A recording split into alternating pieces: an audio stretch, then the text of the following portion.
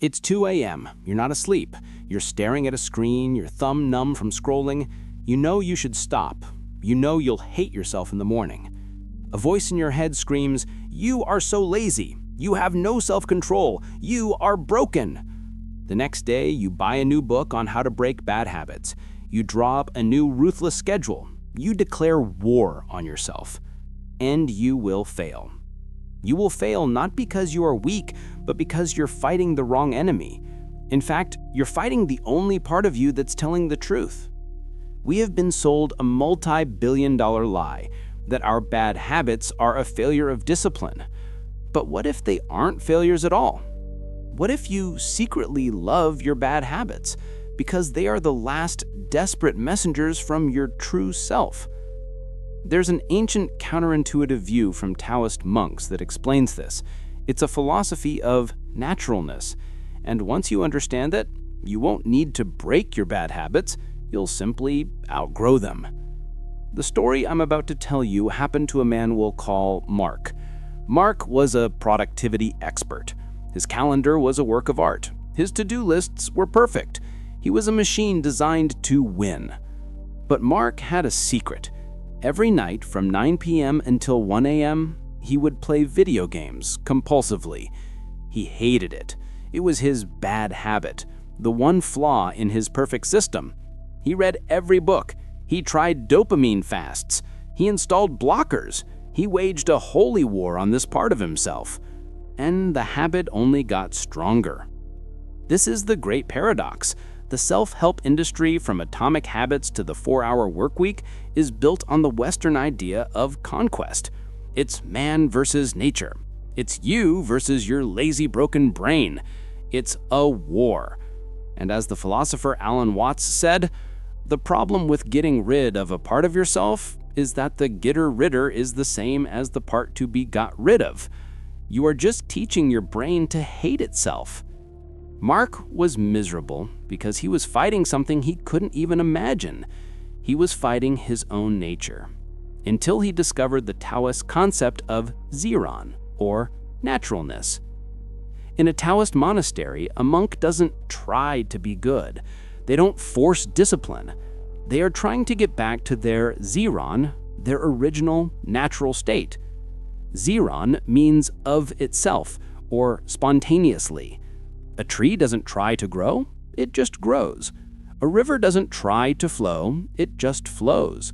They are following their own inner, effortless, natural intelligence. And so are you. The Taoist master Lao Tzu warned that forcing things is the root of all suffering. He wrote that the 5 colors blind the eye, the 5 notes deafen the ear. What he meant was this: the perfect, optimized, hyper-productive life you are forcing is blinding you to your natural life. The Taoist monk would look at Mark's bad habit and ask a simple question. What is this habit giving you that your perfect life is not? This is the key. Your bad habit is not a monster. It is a messenger. It is the voice of your suppressed Ziran. And you love it because it's the only time your true self gets to breathe. The habit is not the problem. The symptom is never the disease. The problem is the blockage of your natural self. Let's decode the 3 biggest bad habits through this Taoist lens. 1. The habit: procrastination and laziness. The self-help lie: you are lazy and undisciplined. You need a better system. You need to force it. The Taoist truth: your Ziran, your natural self, is screaming at you. Procrastination is not a failure of will.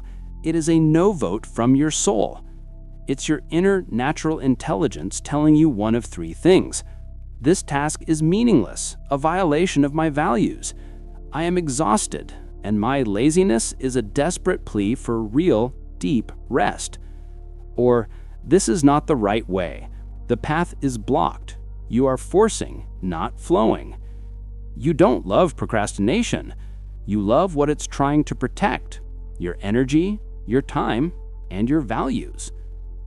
The habit: binge watching and endless scrolling. The self-help lie: you are a dopamine addict. Your brain is broken. You need a dopamine detox. The Taoist truth? Your Ziran is starved of play, wonder, or rest. The modern productivity cult has demonized useless activity. We no longer have hobbies, we have side hustles. We don't play, we network.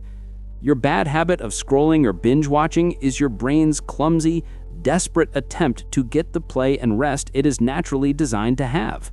It's the only path of least resistance left.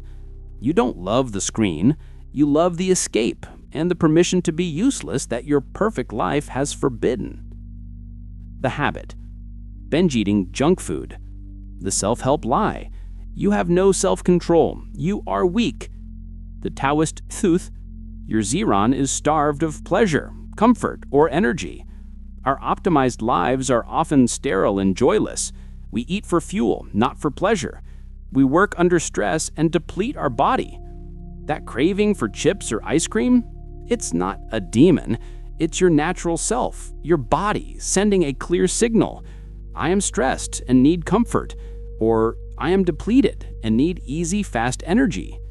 You don't love the junk food. You love the comfort it provides in a life that has become too harsh and cold. So if forcing is the problem, what is the solution? It is the Taoist concept of Wu Wei. Wu Wei means effortless action, or non-forcing. It is not about breaking the habit. It is about listening to the messenger so deeply that the habit is no longer necessary. This is what happened to Mark. He stopped installing blockers for his video games. He stopped the war. Instead, when the craving to play games arose at 9 p.m., he practiced Wu Wei. He sat with it. He listened to it. He asked it, "What do you need?" And the habit spoke. It said, "All day you forced me to be a machine. You forced me to answer emails, to sit in meetings, to be productive. I had no play. I had no autonomy. I had no joy." The video game wasn't the problem. The problem was Mark's 14-hour-a-day perfect schedule. The video game was the only place his Ziran could experience a sense of flow, challenge, and play. So Mark's Wu Wei action was radical. He stopped fighting the game. He started addressing the need. He scheduled real play. He took a real walk in the park with no goal. He blocked off unproductive time to just be. And a funny thing happened. The compulsion to play the game vanished. The desperation was gone. The messenger had been heard. Your bad habits are not your enemy. They are your most loyal, honest, and desperate friends. They are the voice of your Ziran, your naturalness that you have suppressed in the name of a perfect life. The self-help industry is a scam not because its tools don't work, but because it sells you a battle against yourself. It teaches you to hate your own messengers. A Taoist monk offers a peace treaty. Stop trying to break your habits. Stop the war. Just listen. Your laziness is a call for meaningful work or real rest. Your scrolling is a call for real play. Your junk food habit is a call for real comfort. Give your natural self what it is really asking for, and the bad habit, its job done, will simply and effortlessly fall away. You are not broken. You are not a fixer-upper. You are not a problem to be solved. You are a part of nature that has been blocked. Stop fixing. Start listening. That is your natural, effortless path to peace.